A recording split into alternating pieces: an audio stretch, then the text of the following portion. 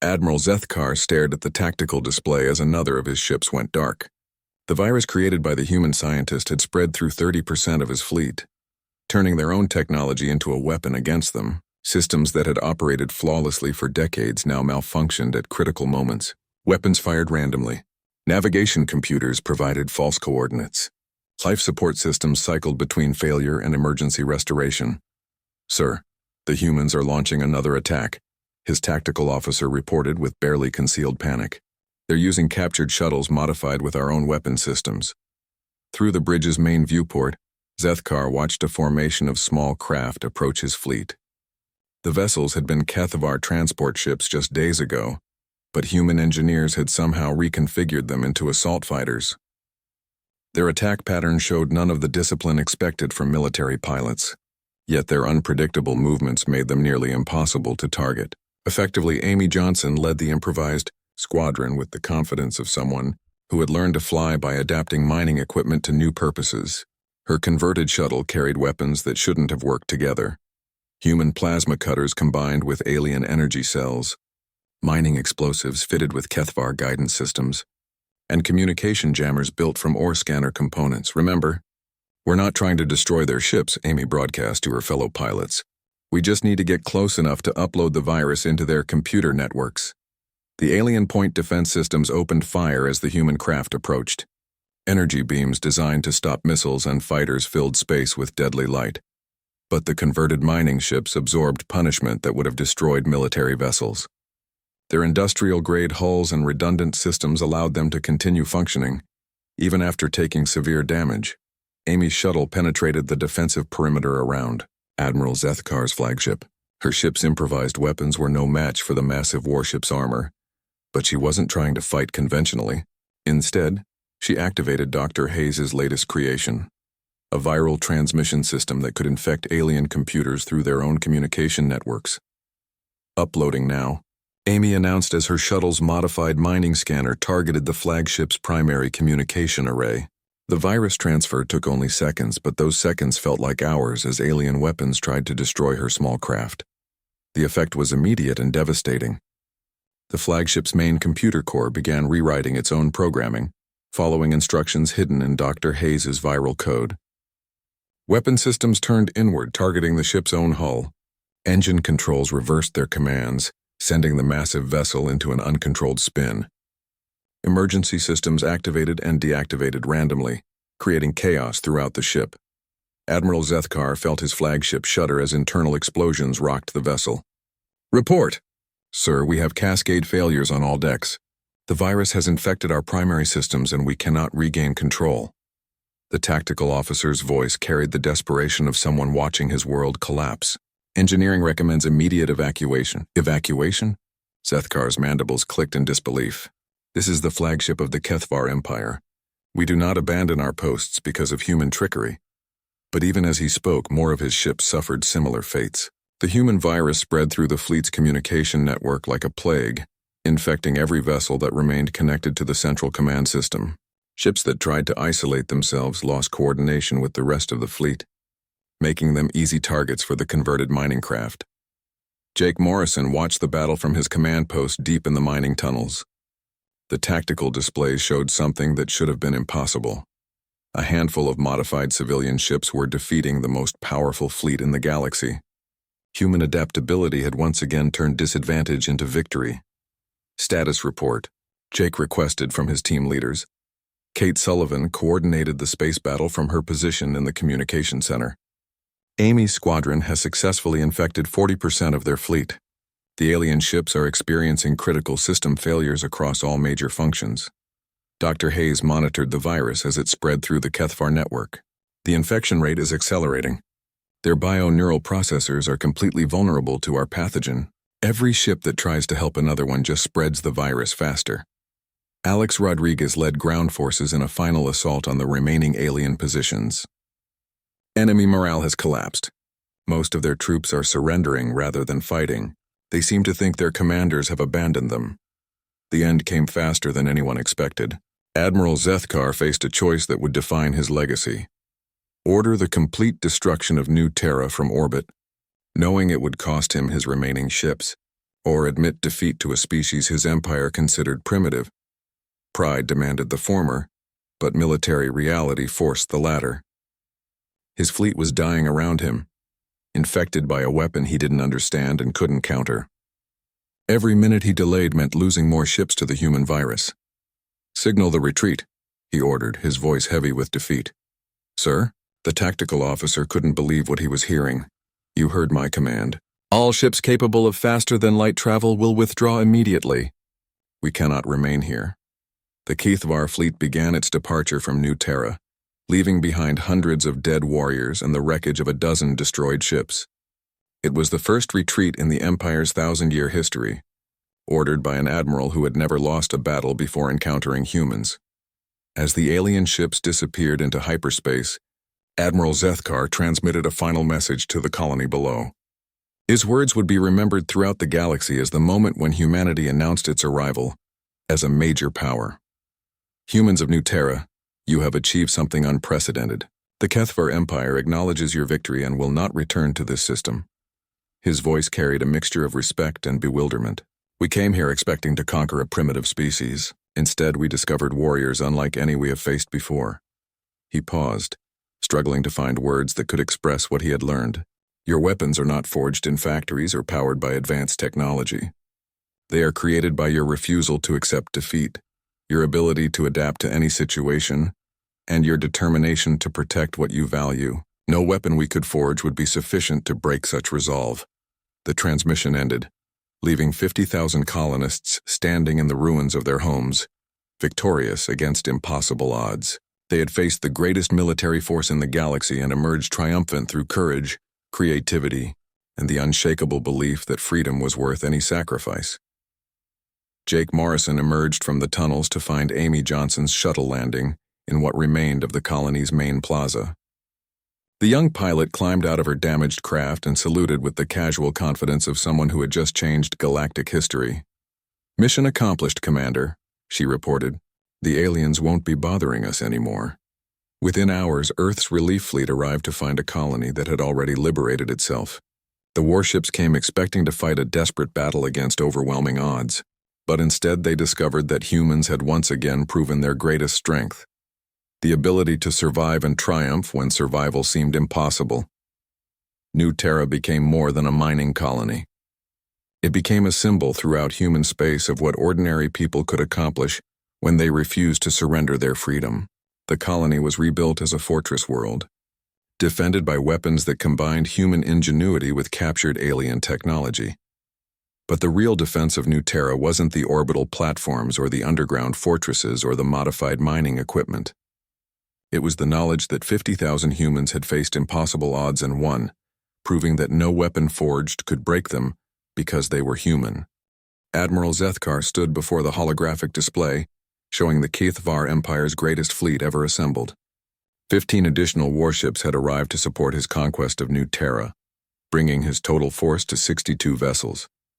The reinforcements carried 20,000 fresh warriors, orbital bombardment platforms, and siege weapons capable of cracking planetary crusts. "This ends today," he announced to his assembled commanders. "The humans have proven more resilient than anticipated, but they cannot withstand the full might of the Empire. We will scorch their tunnels with plasma fire and crush their resistance with overwhelming force." On New Terra's surface, Jake Morrison watched the alien reinforcements through modified mining sensors. The new ships were larger and more heavily armed than the original fleet. Their arrival should have marked the end of human resistance, but something had changed in the past 3 weeks of fighting. The colonists were no longer frightened civilians hiding in tunnels. They had become something the galaxy had never seen before: a civilian population that refused to be conquered. Every man, woman, and teenager old enough to hold a tool had joined the fight. They had learned to think like soldiers while maintaining the creativity and adaptability that made humans dangerous. "Status report," Jake requested from his team leaders. Carol Wright had transformed the mining tunnel network into an underground fortress. Her engineering teams had created hidden supply depots, weapon manufacturing centers, and communication nodes that allowed the defenders to coordinate across the entire colony. "We have secure positions established in all major tunnel systems. The aliens control the surface, but underground belongs to us." Frank Martinez had solved the supply problem by converting ore processing facilities into weapon factories. We're producing 50 modified plasma cutters per day, along with explosive charges and electronic warfare equipment. Every piece of captured alien technology gets reverse-engineered and mass-produced. Dr. Hayes reported her latest breakthrough. I've developed a computer virus that attacks HFY technology at the molecular level. Their systems use organic-based processors that are vulnerable to specific protein combinations. We can literally dissolve their equipment from the inside. Kate Sullivan had organized the most successful military operation in the colony's history. Her teams had captured 12 alien vehicles, converted them to human use, and began conducting raids against HFY positions. The aliens still think we're hiding in holes waiting to be dug out. They have no idea we're taking the fight to them. The psychological war had proven as effective as the physical combat. Tony Green and Maria Santos led prisoner recovery operations that rescued captured humans and took alien warriors alive. The humans treated their prisoners with medical care and attempted communication, something that shocked the HFY who expected execution or torture. This unexpected mercy had devastating effects on alien morale. HFY warriors began to question orders that led to certain death, while fighting enemies who showed compassion to prisoners. Some alien units started retreating rather than advancing when faced with human positions, unwilling to face opponents who fought without hatred or cruelty. The breakthrough came when Dr. Hayes successfully established communication with captured HFY warriors. She discovered that their society was built on rigid hierarchies and absolute obedience to authority. The concept of fighting for ideas rather than orders was completely foreign to them. They can't understand why we're fighting, she explained to Jake. In their culture, resistance ends when the military is defeated. They've never encountered a civilian population that continues fighting after their government surrenders. This knowledge led to the humans' most effective psychological weapon, hope. Despite being outnumbered, outgunned, and surrounded, they never stopped believing they could win. This unshakable optimism proved more terrifying to the HFY than any physical weapon. The aliens had conquered dozens of worlds, but they had always faced conventional enemies who followed predictable patterns. Military forces fought until defeated, then surrendered. Civilian populations submitted to occupation rather than face destruction. Governments negotiated surrender terms when resistance became hopeless. Humans followed none of these rules. They fought when they should have surrendered. They attacked when they should have hidden. They showed mercy when they should have shown hatred. Most disturbing of all, they never stopped believing they could defeat an empire that had ruled the galaxy for centuries. The turning point came during the 4th week of fighting. Amy Johnson, a 19-year-old pilot trainee, volunteered to fly a captured alien shuttle on a reconnaissance mission. Her job was to gather intelligence on the enemy fleet's deployment and defensive positions. Instead, she discovered something that changed the entire war. The HFY fleet had a critical weakness that their commanders didn't realize. Their ships were designed to fight other military vessels in open space, not to conduct siege operations against planetary targets. The constant orbital bombardment and atmospheric operations were straining their power systems beyond design limits.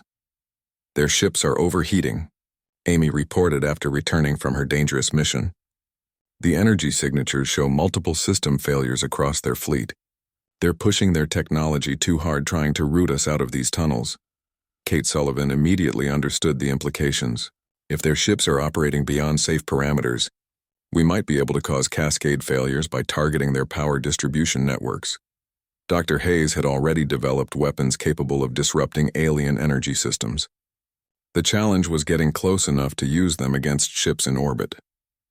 The solution came from an unexpected source. The mining, colony's asteroid deflection system. New. Terra's location in an asteroid-rich system required powerful magnetic projectors to deflect space rocks that might threaten the colony. Those same projectors could be modified to launch specially designed projectiles at orbital targets. Pete Williams and his engineering teams worked frantically to convert the deflection system into a planetary defense weapon. They had one chance to strike before the aliens realized what they were doing and destroyed the magnetic launchers. The attack succeeded beyond their wildest expectations. Dr. Hayes's viral weapons, delivered by magnetically accelerated projectiles, infected the alien fleet's computer systems and began spreading through their network. Within hours, multiple Kethvar ships suffered catastrophic system failures that left them helpless in orbit. Admiral Zethkar watched in horror as his mighty fleet began tearing itself apart. Weapon systems turned on their own ships. Navigation computers directed vessels into collision courses. Life support systems failed on multiple decks while emergency protocols locked down entire sections of his flagship. "How is this possible?" he demanded from his technical officers.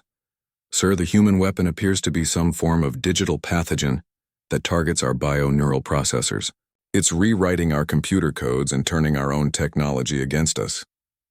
For the first time in his military career, Admiral Zethkar felt fear.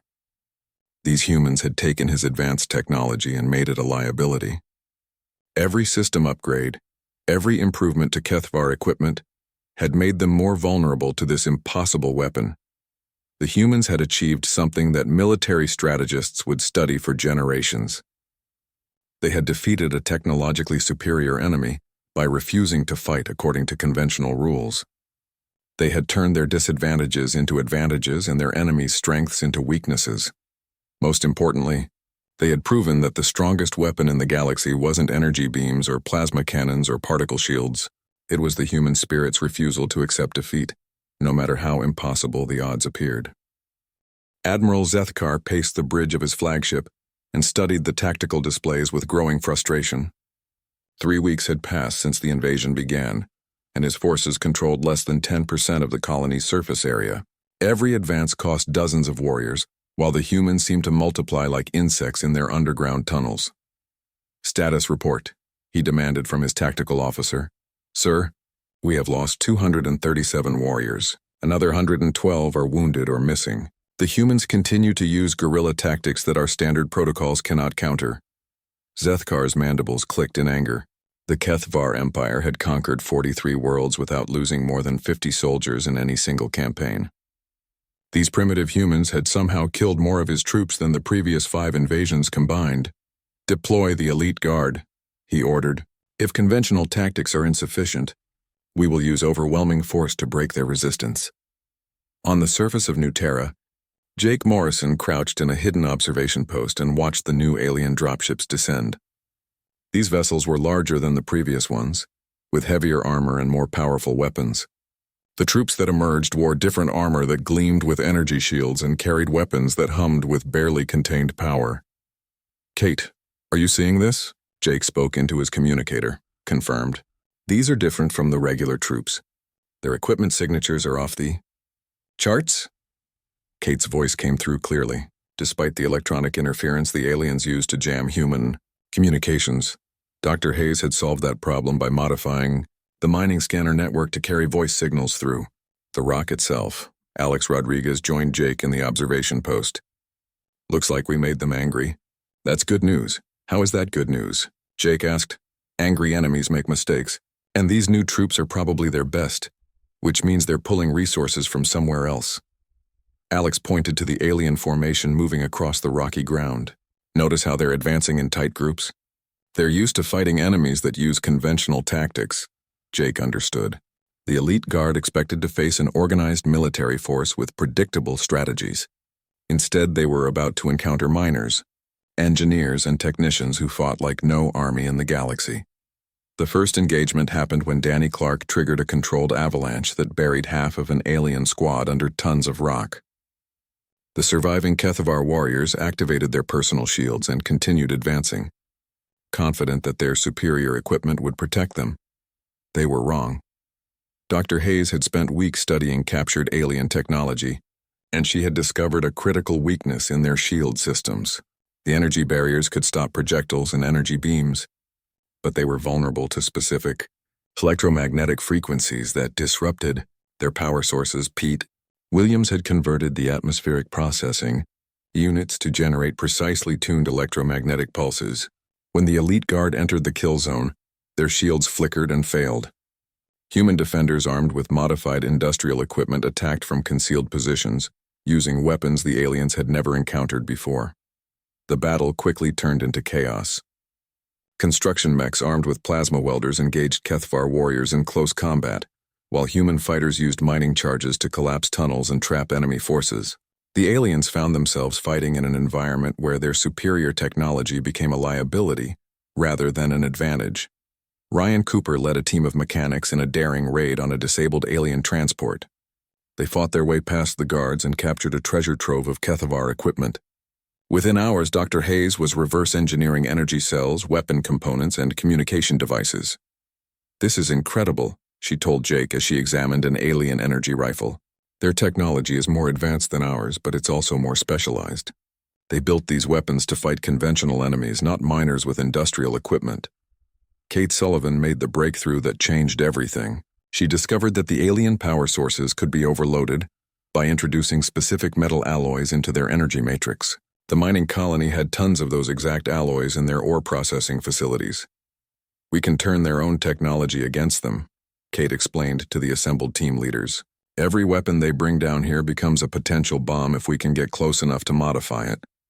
The humans began a new type of warfare that left the Kethavar completely bewildered. Captured alien equipment was modified and sent back against its former owners. Enemy weapons mysteriously exploded during battle. Alien vehicles suffered catastrophic system failures that killed their crews. Lisa Carter achieved the most significant victory when she managed to infiltrate the Kethavar communication network using captured signal equipment. She discovered that the aliens had a rigid command structure that depended on constant communication between units and their orbital commanders. "If we can disrupt their command signals, their ground forces will lose coordination," Lisa explained. "These warriors are trained to follow orders, not to think independently. The mining colony's industrial scanners were never designed for electronic warfare, but human ingenuity found a way." Lisa and her team converted the deep-core geological sensors into powerful signal jammers that could interfere with alien communications across the entire colony. The effect was immediate and devastating. Kethavar forces that had been advancing in coordinated attacks suddenly found themselves isolated and confused. Without orders from their commanders, the disciplined alien warriors began making tactical errors that the human defenders exploited ruthlessly. Ben Parker, barely 18 years old, volunteered for the most dangerous mission yet. The alien command post had been established in the ruins of the main habitat dome, protected by heavy shields and automated defenses. Ben's job was to plant explosive charges that would destroy the communication relay linking the ground forces to their fleet. But Kate Sullivan had a better idea. Instead of destroying the relay, they would capture it and use it to send false commands to the alien forces. The plan required someone to get inside the command post and access their computer systems, a task that seemed impossible given the heavy security. Ben insisted he could do it. He had spent his entire life in the mining tunnels and knew every passage, ventilation shaft, and maintenance corridor in the colony. If anyone could sneak past alien guards, it was him. The mission succeeded beyond their wildest hopes. Ben not only reached the command post but managed to connect Dr. Hayes' modified equipment to the alien communication system. For 6 hours, the humans had complete control over Kethavar ground forces, sending them marching into ambushes and traps while their commanders in orbit remained unaware of the deception. When Admiral Zethkar finally realized what had happened, he faced a situation no Kethavar military manual had ever described. His elite troops were scattered, demoralized, and trapped in a maze of tunnels controlled by enemies who seemed to anticipate his every move. The humans had achieved something that should have been impossible. They had taken the most advanced military force in the galaxy and turned it into a confused, frightened mob using nothing but mining equipment and human determination. For the first time in Kethavar history, Admiral Zethkar considered the possibility of retreat, but his pride would not allow him to admit defeat to a species his empire considered primitive. He would escalate the conflict, bring more ships, deploy heavier weapons, and crush these stubborn humans through sheer, overwhelming force. He had no idea that his decision to continue fighting would lead to the greatest military disaster in Kethavar history. The emergency meeting lasted 6 hours. Jake Morrison sat at the head of the table while department leaders argued about evacuation plans and surrender terms. Dr. Linda Hayes insisted they could negotiate with the aliens. Pete Williams wanted to hide in the deepest mining tunnels. Others suggested using the mining ships to scatter across space and hope some people would survive. Kate Sullivan remained quiet during most of the discussion, but Jake noticed her sketching diagrams on her tablet. When the arguing reached its peak, she finally spoke. "We're thinking about this wrong," Kate said. "Everyone's talking about running or hiding or surrendering. Has anyone considered fighting back?" The room fell silent. Dr. Hayes shook her head. "Kate, we have 12 security guards with plasma rifles. They have 47 warships. We have more than security guards," Kate replied. She connected her tablet to the main display screen. "We have the largest industrial mining operation in this sector of space. We have fusion reactors, plasma cutters, explosive charges, construction mechs, and 50,000 people who built this colony from nothing." Her diagram showed the layout of New Terra's mining facilities. Red lines marked defensive positions, while blue areas showed equipment that could be converted to weapons. The mining laser arrays have enough power to cut through solid rock. With modifications, they could damage alien ships. Pete Williams leaned forward. The industrial fabricators could manufacture ammunition and weapon components. "We have enough raw materials to supply a small army." Jake studied Kate's tactical plan. "What about the mining tunnels?" "Perfect defensive positions," Kate answered. "The aliens will expect us to fight on the surface where their superior technology gives them every advantage. Instead, we draw them underground where their big ships can't help them." Dr. Hayes still looked skeptical. "Even if we could slow them down, what's the point? Eventually they'll wear us down or just destroy the entire planet from orbit." "The point is survival," Jake said firmly. "Every day we hold out is another day for Earth to send help or for us to find a way to win." He looked around the table at each department head. "Kate's right. We have resources the aliens don't expect us to use. The question is whether we're willing to try." The vote was unanimous. New Terra would fight. The next 18 hours transformed the peaceful mining colony into a fortress. Kate supervised teams of engineers as they repositioned the massive laser drills to target the sky. The weapons weren't designed for anti-ship combat, but their focused beams could punch through heavy armor at close range. Alex Rodriguez emerged as the colony's natural military leader, despite his official job in equipment maintenance. His experience as a combat veteran on 3 different worlds made him invaluable for organizing civilian volunteers into fighting units. He taught miners how to use plasma cutters as weapons and showed construction workers how to rig explosive charges. Danny Clark surprised everyone with his knowledge of the mining tunnels. The young technician had spent 2 years mapping every passage, shaft, and maintenance corridor beneath the colony. His detailed knowledge allowed the defenders to create a network of hidden routes and supply caches. Dr. Hayes worked frantically in her laboratory to analyze the alien transmissions and energy signatures. She discovered that HFY technology operated on specific frequencies that might have exploitable weaknesses. Her research would prove crucial in the coming battle. When the alien fleet entered orbit around New Terra, Admiral Zethkar sent one final surrender demand. Jake Morrison's response was simple: "Come and take it." The orbital bombardment began at dawn. Massive energy beams struck the surface installations while the colonists huddled in reinforced shelters. The aliens targeted the main habitat domes, power plants, and communication arrays with surgical precision. They wanted to cripple human resistance before landing their ground forces, but Jake had anticipated this strategy. The real defensive positions lay hidden in the mining tunnels, protected by hundreds of meters of solid rock. When the bombardment ended and HFY dropships descended toward the surface, they found apparently abandoned ruins instead of terrified civilians. The first wave of alien troops moved cautiously through the destroyed colony buildings. Their power armor made them look like walking tanks, and their energy weapons could vaporize human flesh with a single shot. Admiral Zethkar had sent 500 warriors to secure the mining facilities, expecting minimal resistance from frightened civilians. The aliens never saw the attack coming. Mining charges detonated beneath their feet, collapsing buildings and trapping entire squads in rubble. Construction mechs emerged from hidden garages, their industrial arms replaced with improvised weapons that fired streams of molten metal.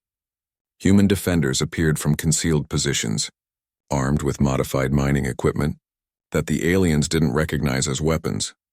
Danny Clark led the first successful counterattack when he guided a squad of miners through maintenance tunnels to attack the aliens from behind. The HFY warriors had shields that could stop energy weapons. but they weren't designed to handle high-pressure streams of industrial acid used for ore processing. Kate Sullivan proved that human adaptability could overcome superior technology. She had studied the alien dropships during their landing approach and identified weak points in their armor. When the defenders captured their first alien vehicle, Kate spent only 4 hours learning how to operate its systems before turning its own weapons against the Kethvar forces. The battle raged for 3 days. Admiral Zethkar sent reinforcements, but each wave faced increasingly sophisticated human tactics. The colonists learned to predict alien movements and exploit weaknesses in their equipment. More importantly, they refused to give up ground. Even when facing overwhelming odds, Pete Williams discovered that Kethvar power armor had cooling systems that could be overloaded by directing superheated steam from the geothermal power plants. Dr. Hayes developed frequency disruptors that interfered with alien communication systems. Alex Rodriguez organized hit-and-run attacks that kept the enemy off balance and prevented them from establishing secure positions. The turning point came when Lisa Carter managed to intercept alien command transmissions. Her modified mining scanners could detect and jam Kethvar communication frequencies, cutting off coordination between their scattered units. Without central command, the disciplined alien warriors became confused and started making tactical mistakes. Jake Morrison realized they had achieved something impossible. A handful of miners and engineers were holding their own against one of the galaxy's most feared military forces. The aliens had superior weapons, better armor, and more training, but they lacked the one thing that made humans dangerous: the ability to adapt and improvise under pressure. As the third day of fighting ended, Admiral Zethkar faced a situation his military training had never prepared him for. His elite troops were bogged down fighting civilians who turned ordinary tools into weapons of war. Every piece of mining equipment became a threat. Every tunnel became a death trap. Every human became a soldier defending their home. The Kethvar Empire had conquered dozens of worlds, but they had never encountered an enemy like this. These humans refused to follow the rules of warfare. They didn't surrender when outgunned or retreat when outmaneuvered. Instead, they adapted, learned, and fought back with weapons no military strategist could anticipate. For the first time in his career, Admiral Zethkar began to wonder if his fleet might actually lose this battle. Jake Morrison stood on the observation deck of the mining station and watched the morning sunrise over New Terra. The red star cast long shadows across the rocky landscape where massive machines worked day and night to dig precious metals from the ground. 50,000 people called this place home, though most of them never planned to stay forever. They came for work, saved their money, and dreamed of returning to Earth with enough credits to live well. Jake had been different. He came to New Terra 15 years ago as a young soldier and never left. The mining colony needed someone to run security, and he liked the quiet life away from the crowded cities of Earth. His small team of 12 guards handled the occasional dispute between workers and kept watch for the rare equipment theft. Nothing exciting ever happened on New Terra, which was exactly how Jake preferred it. Kate Sullivan walked into the observation room carrying 2 cups of coffee and handed one to Jake. She had arrived 3 months ago to help upgrade the mining equipment. Her background in military engineering made her useful for more than just fixing machines, though she rarely talked about her time in the Earth Defense Force. "The morning reports show another good day," Kate said as she sipped her coffee. "The new laser drills are working better than expected. We might beat this quarter's mining targets." Jake nodded and took a drink of the hot coffee. That's good news for everyone. Higher production means bigger bonuses.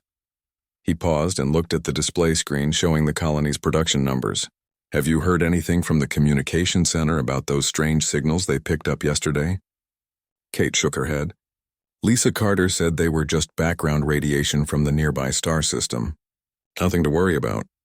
She set down her cup and moved to the window. "Though I have to admit something felt different when I was running diagnostics on the defense grid this morning." "Different how?" "The sensors keep picking up minor disturbances at the edge of our detection range. Could be asteroids or solar flares, but the pattern seems too regular for natural phenomena." Before Jake could respond, the colony's communication system crackled to life. "Commander Morrison, please report to the communication center immediately. Priority level 1. Jake and Kate exchanged glances. Priority Level 1 meant emergency situations that threatened the entire colony. In 15 years, Jake had only heard that alert twice, both times for equipment failures that nearly caused massive explosions in the mining tunnels. They hurried through the corridors of the main habitat dome. Workers stopped their conversations to watch them pass, sensing something serious was happening. The communication center sat at the heart of the colony, surrounded by thick walls designed to protect the vital equipment inside. Lisa Carter looked pale when they entered the room. She had been the colony's communication specialist for 8 years, and Jake had never seen her this shaken. Multiple screens around the room showed data streams and sensor readings that meant nothing to Jake, but clearly terrified Lisa. "Commander, we have a problem," Lisa said without looking away from her main screen. "The signals we detected yesterday weren't background radiation. They were scout probes." She pressed a button and the largest screen in the room displayed a 3-dimensional map of the space around New Terra. 30 minutes ago, our long-range sensors detected multiple large objects entering the system. Jake felt his stomach drop. "How large?" "Bigger than anything humanity has ever built. The largest one measures over 3 kilometers long." Lisa's voice became quieter. "Commander, there are 47 ships heading directly toward us." Kate moved closer to the display screen. "Any attempt at communication?" "They started transmitting 20 minutes ago. The message is repeating in multiple languages, including standard Earth languages." Lisa pressed another button and alien voices filled the room, speaking words that sounded harsh and threatening even though Jake could not understand them. "What are they saying?" Lisa pulled up a translation on her screen. "The message identifies them as the HFY Empire. They claim authority over this system and demand our immediate surrender." She paused and her voice became even quieter. "They're giving us 24 hours to evacuate or face total destruction." Jake stared at the screen showing the approaching fleet. Each ship appeared as a red dot moving steadily toward their small blue dot representing New Terra. The numbers didn't make sense. How could 47 massive warships appear from nowhere? Earth's military kept careful watch on all known alien civilizations, and none of them had shown hostile intentions toward human colonies. "Have you contacted Earth?" Jake asked. "I sent an emergency transmission as soon as we confirmed the ships were real." "At light speed, the message won't reach Earth for 6 weeks. Even if they send a fleet immediately, help won't arrive for at least 4 months." Kate studied the tactical display. "What kind of weapons are we looking at?" Lisa brought up additional data on the alien ships. "Based on energy signatures, each ship carries enough firepower to level our entire colony in minutes. Their technology appears to be centuries ahead of anything humans have developed." Jake walked to the center of the room and looked at each screen in turn. 50,000 people depended on him to keep them safe, but he commanded only 12 security guards armed with basic plasma rifles. The colony had no military ships, no heavy weapons, and no way to escape before the aliens arrived. "Options?" Jake asked. Kate crossed her arms and studied the display. "We could try to evacuate using the mining ships, but they're not designed for long-distance travel. Most people would die before reaching the nearest human outpost." "Fighting seems impossible," Lisa added. "Their smallest ship has more firepower than our entire defense grid." Jake remained quiet for several minutes, thinking through possibilities that all seemed hopeless. Finally, he made his decision. "Send a message to all department heads. Emergency meeting in conference room 1 in 30 minutes. Alert status red for all personnel." "What are you going to tell them?" Kate asked. "The truth. 50,000 people deserve to know what's coming." Jake moved toward the door, then stopped and turned back. "Lisa, keep monitoring their transmissions. Kate, I want you to review every piece of equipment we have, everything." "Looking for what?" "Anything that might help us survive the next 24 hours. As Jake left the communication center, he thought about the message he would soon deliver to the colony's leadership. How do you tell people that an alien empire wants to destroy their home and there's no way to escape? How do you prepare civilians for a war they cannot possibly win? But something deep inside Jake refused to accept defeat. Humans had survived ice ages, plagues, and world wars. They had spread across the galaxy by refusing to give up when faced with impossible challenges. The HFY Empire might have superior technology and overwhelming numbers, but they had never fought humans before. They had no idea what they were about to face.